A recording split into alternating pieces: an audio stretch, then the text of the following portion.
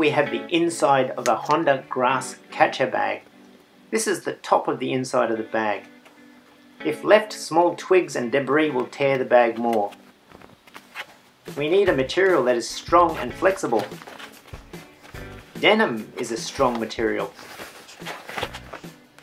It can withstand the rigors of wear and tear.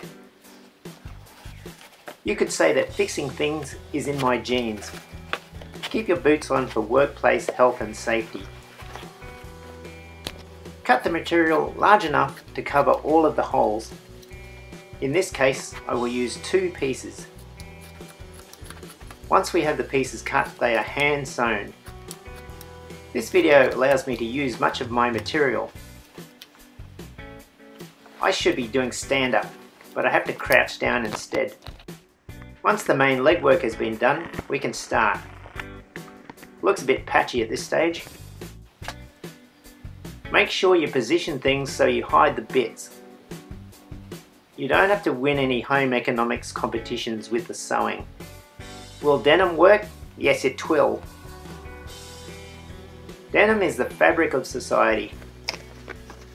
Denim is good when you are stretched.